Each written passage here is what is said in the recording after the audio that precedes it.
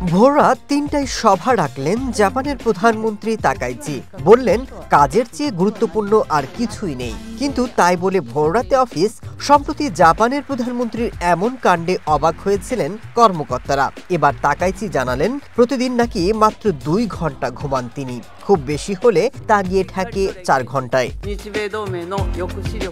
জাপানি প্রধানমন্ত্রী আগে স্বীকার করেছিলেন পরিবারের চেয়ে তার কাছে দেশের জন্য কাজ করাটা বেশি জরুরি। এমনকি কাজের প্রতি ঝোঁকের কারণেই নাকি তার সংসারও টিকেনি।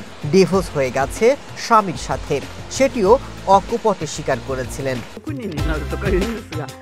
ভোররাতে সংসদীয় কমিটির বৈঠকে এ তথ্য জানিয়েছেন জাপানের প্রধানমন্ত্রী। এ সময় তিনি হাসতে হাসতে বলেন, ভোররাতে অফিস করা অবশ্য তার স্বাস্থ্যের জন্য ভালো নয়। তাকাইচির এই মন্তব্য এমন সময়ে এলো যখন তিনি কর্মীদের অতিরিক্ত কাজ করাতে উৎসাহ দেওয়ার অভিযোগে দেশটিতে সমালোচনার মুখে রয়েছেন।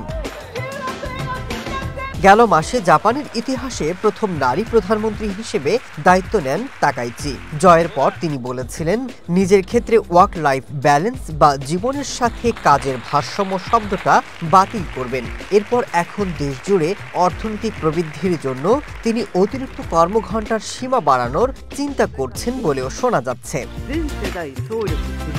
সমর্থকরা যখন তার কাজের প্রতি নিষ্ঠার প্রশংসা করছেন, তখন সমালোচকরা এই প্রবণতাকে জাপানিদের জন্য বিপজ্জনক বলে মনে করছেন। এরই মধ্যে দেশটিতে অতিরিক্ত কাজের চাপে অনেকের মৃত্যুর রেকর্ড আছে। এমন অবস্থায় জাপানের প্রধানমন্ত্রীর এমন কাণ্ড নিয়ে দেশটিতে চলছে সমালোচনার ঝড়। Masud Rana, one international desk.